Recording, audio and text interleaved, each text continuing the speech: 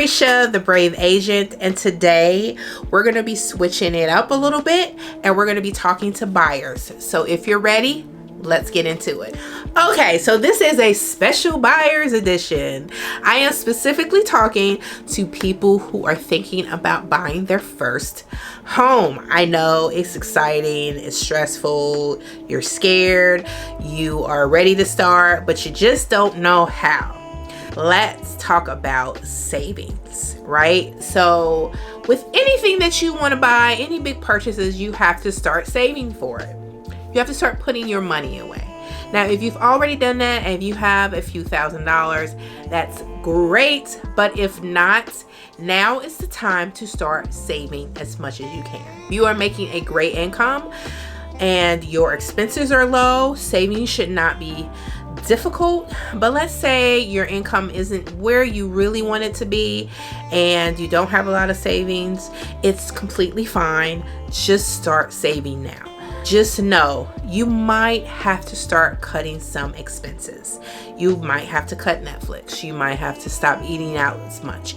You might have to start doing your own hair and not get your nails done. If home ownership is something that you desperately want to do, and let me say renting has become even more expensive today than it was last year or the year before. Rent is going up, and if you're spending $1,200 for a 1-2 bedroom apartment, you could have a 3 to 4 bedroom home at that same cost.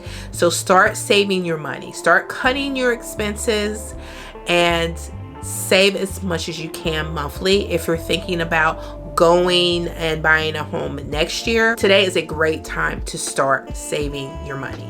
How much you should save is completely up to you and how much you can budget for it.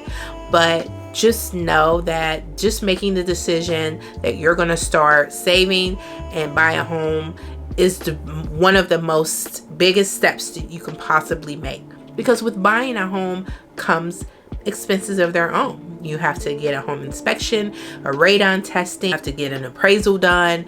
All of these things add up. And you have to put a down payment down, right? Of course, there are down payment assisted programs that you can participate in and take advantage of. It doesn't hurt to save a little bit. And you absolutely do have to pay your own closing costs. Okay, the closing cost is the buyer's responsibility. Please don't go into this thinking that the seller is responsible for your closing costs, because it's completely false. And in this seller's market, you will lose out on so many deals if you ask for closing costs. So please make sure that you start saving for things like this. Closing costs can be from 1 to 5% of the purchase price of that home. So just keep that in mind. Okay, so review your credit. Reviewing your credit will allow you to see what your credit score is, but also some of the things that are on your credit report, right? If you have medical bills, which a lot of people do, there are ways of disputing a lot of things that are on your credit report. I don't have all the information on that, so I can't speak on it, but I can definitely give you the information to talk to someone about credit repair and disputing some things that are on your credit report, false information, or things that are in litigation. You want to dispute. And with disputing that and having it dropped off raises your credit score, right? And your credit score will determine how much your interest rate will be. Okay, if your credit score is low, that means you are a higher risk of defaulting on loans or payments, so the bank might jack up your interest rate. So this does a number on the payments that you make, because the higher the interest rate, the more money is going to not go towards the principal of your home where you're making your payments. So review your credit. Make sure your credit score is within the mid 600s and up. Now, a lot of people have gotten approved in the higher 500s, lower 600s, but like I said, your interest rate will be higher. So try to get your credit score up higher, so that means your interest rate will go low and you don't have to pay a lot in interest. Just review it, take note, pay things off a little bit at a time. Go through a credit repair company, let them help you dispute some things and have some things written off and taken off of your credit report to raise your credit score. So the next thing you want to do when you're thinking about buying a home is talk to an agent. Everyone knows an agent, right? Everyone knows an agent, whether you're related to them or they're a friend or they're a friend of a friend or whatever it might be. Talk to an agent. Let them walk you through the initial process and then the whole process. Going through the home buying alone is a little bit overwhelming, and just like sellers have representation, you as a buyer need representation at the closing table. You need to make sure that your interests are taken care of and then you're not basically being taken advantage of.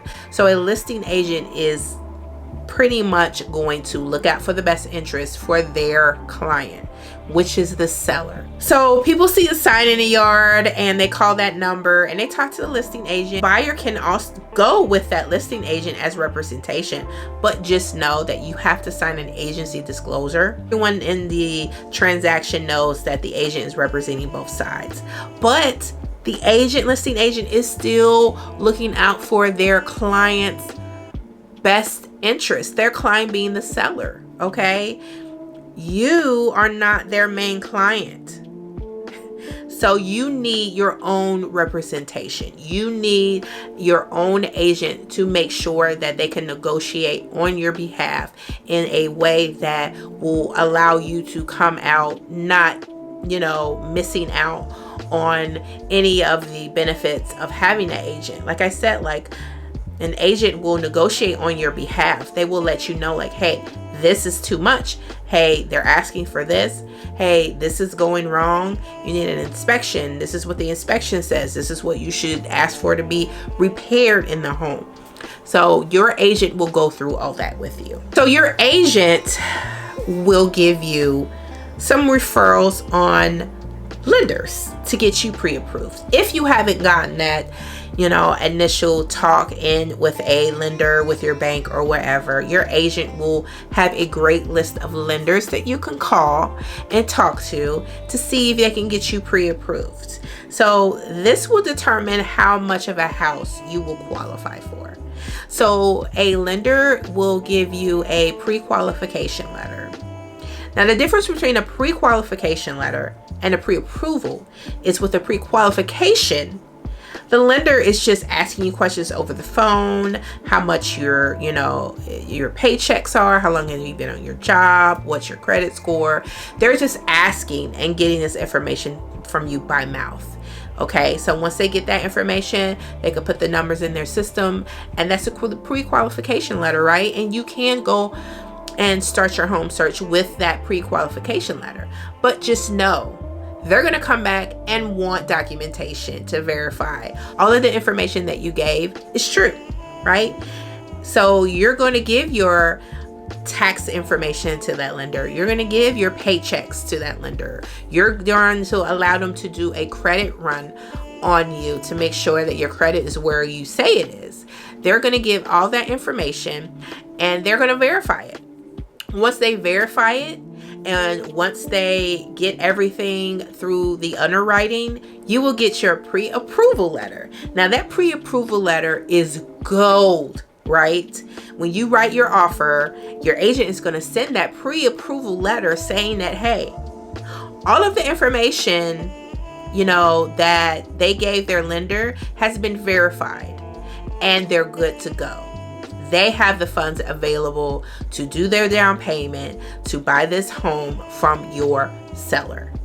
So having that pre-approval letter really gives that extra push in letting sellers know that this person, they're ready. If I accept their offer, they're going to be good to close.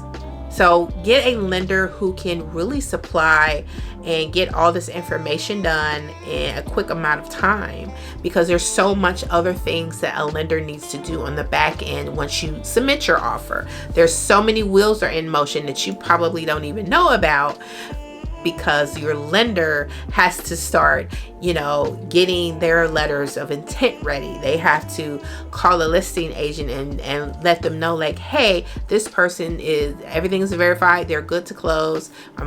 You can be confident in their offer. A lot of lenders don't do that. So make sure you get with your agent to really get a good lender in your corner to make sure that you close on the house that you love. Okay, so you got your pre-approval letter and you're ready to start shopping for your home.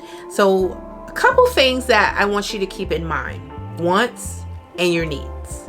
When you're searching for a home, you need to understand a lot of things that you need in a home, whether it's your neighborhood, the number of beds, bathrooms, if you have a basement. A lot of the things that you need versus a lot of things that you want. You may want a pool, but you don't necessarily need it. You may want a eat-in kitchen, but you may not necessarily need it. So understand that you have basic needs that absolutely outweigh everything. And for a lot of people who have children, that's the school district, right? That's if they're in a cul-de-sac versus being on a busy road. So understanding your needs versus wants, and those can be interchangeable. Something that could be on your want might end up being a need, and vice versa. So understand that. And when you choose a great agent, they're going to walk through these things with you. They're going to make a list. They're going to determine your wants and your needs. They're going to do a search for you, and they're going to find things that are mainly on your needs list versus your wants list, right? And keep that in mind, because sometimes you may not find that laundry that's on the first floor instead of the basement. Well, for someone who has bad knees or might be on a wheelchair or might be elderly, they absolutely need laundry on the first floor because they can't go down the steps. But if you just, want laundry on the first floor because you just don't feel like walking down the steps, well, that's not necessarily a need, right? So just understand your wants versus needs. Making an offer on the home that you love. So if you have a great agent, they're going to write up an offer for you. They're going to walk you through that contract, explain everything that's going on in that contract before you sign it. And they're going to say, like, okay, well, how much would you like to offer on this home? Now, in this season of being a seller's market, a lot of people are making offers that are above the asking price. And a lot of sellers are expecting it to be above asking price. But just know, it doesn't necessarily have to be above the asking price. You might go in with exactly the amount that they're asking for, and that's okay. Just know that when you're asking above the asking price, let's say you're asking above $10,000, just know that they're going to want to know if you're going to pay the appraisal gap.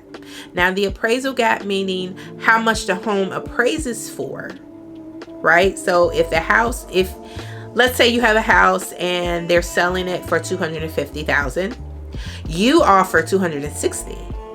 But let's say the appraisal comes back at $250,000. That seller wants to know, are you going to pay that $10,000 gap out of your own pocket? So going above asking doesn't necessarily mean it's a good thing, especially if you don't have the money to come out of pocket to pay that gap, right? So going maybe $1,000 or $2,000 above the asking is a safe bet if you have the money. But just know, like, if you don't, going at the asking price is completely fine. Don't feel that you have to go above and beyond to win an offer, especially if you don't have the funds. Now, if you have the funds, by all means, go above and beyond. And with making offers on homes, don't get attached to the home. It's really heartbreaking when a person or a couple or a family really loves a home and they really have their heart set on that home, but they don't win the offer and they're heartbroken, right? And it's hard when you walk into a house that you absolutely love, you make an offer, your hopes are up, you're pumped, you're geared, you're ready to win this offer, but then someone came in at a better offer, right? So not getting attached, I'm sure it's easier said than done, but really think about, if I don't get this house, there's gonna be another one. There's gonna be another one. There's always houses that are coming on the market every single day. And if you miss out on 1, 2, or 15, just know you will get the house that you love. Don't settle. Don't settle for something that you do not love. Even if you have to wait a few months, don't get attached to a property, especially if you don't own it. The amount of heartbreak that you're going to experience over and over again will really take a toll on you. The inspection period of a home is very important. Never skip an inspection.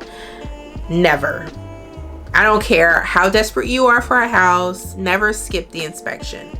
Because with your inspection, it's going to determine what defaults are going on with the house, whether there's leaks, whether the roof is bad, whether the appliances are old and near the end of their life. Your inspection will determine these things. And there's nothing worse than just skipping an inspection and finding out you have foundation issues. Okay, foundation issues is like, oh my God, no one wants to have that. Okay, but with your inspection, you're gonna see notes saying, you know, they see something with the foundation, you know, we recommend that you consult with an expert in foundations. All right, so at least you know that there's something going on. They don't necessarily know what it is, but they put in there saying there's something going wrong, there's something not right, and you should call an expert in that area. Same with roofs. There are some roofs that are, you know, as old as the house and there are leaks everywhere, right? They might have mold growing in the crawl spaces in your attic, and you don't know until you move in, and then you go up there and then there's black mold everywhere. But you would have found that if they did a quick inspection and went up and took a look. You would see these things in the inspection, post-inspection report. Never, ever skip an inspection. Go to your inspection. If you are able to take time off of whatever you're doing that day, I highly encourage you to go to the inspection. Go walk around with the inspector. If he has a problem with that, let him know, hey, I'm paying you $500, $600, $700 to do this inspection, and I want to know what's going on. Ask questions. There's nothing wrong with this, especially if you're paying them for a service. And on a home, one of the biggest purchases you can possibly have in your life, you want answers, right? You want to know some things. They're going to give you some pointers on, you know, maybe your furnace, or making sure your bushes are trimmed away from your house to avoid any infiltration of insects. They're going to tell you these things along the way. And yes, inspections could last up to 5-6 hours depending on the size of the home, but it'll be worth it. Now that you had your inspection, you're going to get the post-inspection report, and your agent is going to go through it. They're going to talk to you about some of the things that might need to be repaired, and some things might be minor, some things might be major, but your agent will let you know these are the things that we need to concentrate on. Major appliances, your AC, your furnace, your water heater. If those are at the end of their lives, they should absolutely be replaced. If the seller refuses to replace them, fine, but they need to be serviced. They need to be looked at before closing. Make sure you have a great home warranty that will cover these appliances, and make sure that they're covered in the event that they are broken down.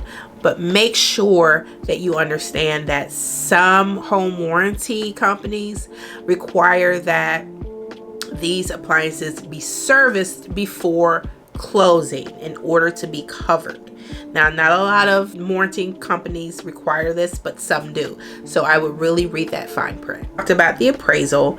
The appraisal usually happens towards the near of the closing, and the appraiser will come out and do a quick overview inspection of the place and making sure that everything that should be operating is operating, making sure that the house isn't falling apart, and making sure that, you know, the house is worth what the seller is selling it for. If not, then you're going to run into a whole slew of different issues, and you're going to have to renegotiate your sale price, because if it doesn't appraise at the amount that the seller is selling it for, then you're going to have to ask them to come down on the price a little bit. And your agent will negotiate on your behalf to make sure that this is something that the seller understands. Right, so you did all that. You got the appraisal inspection. Now it's time to close. So what happens at closing? Closing is the transfer of the title. You're going to sign all this paperwork. You are going to have gifts brought for you from your agent. But right before closing, some of the things that you need to make sure that you do is transfer your utilities, right? Your gas, your electric, make sure your internet is turned on if you need that. You usually should do this about 2 days before closing, right?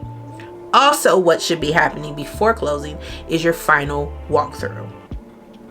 Make sure you walk through the property. Make sure that everything is in its place as before the inspection and after the inspection. Everything that needs to be attached to the home that you saw previously is attached to the home. Making sure that no one has broken into the property. Making sure that everything that you've asked for in your post-inspection addendum or your defect notice has been done.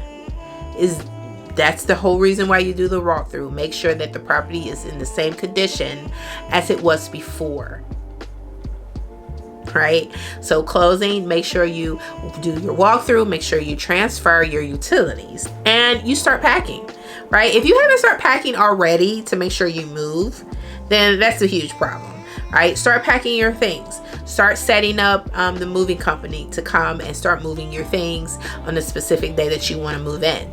Normally at closing, you do get the keys to the home at closing, but it might not happen right then, right? You might allow occupancy for the seller. They're trying to find another home and you allow them to stay 30, 60 days, whatever that you might negotiate with your agent and their agent, right? These things happen. Sometimes seller needs a little bit more time to move because they're in the process of buying another home or whatever reason. Usually you get the keys at closing and you can go right there and then and go to the property and you can take your pictures and all is well with the world. And you are a new homeowner, right? You own your first home. I am so happy I got this opportunity to talk to my buyers through the home buying process. And I know I did a quick overview of it, but let me say your agent that you choose will go through this with you step by step and literally hold your hand. If you are in the Cincinnati, Ohio area and you are looking for an agent, by all means, please email me, call or text me. Let me know that you're looking and I can definitely help you out. I hope you guys enjoyed this video. I hope it was helpful, insightful, and inspiring. Let me know in the comments, are you looking to buy a home fairly soon or in the next year? If so, what are some of the things that you're worried about? What are your concerns? But also, what are you looking forward to? Leave that in the comments and I'll catch you guys in the next video.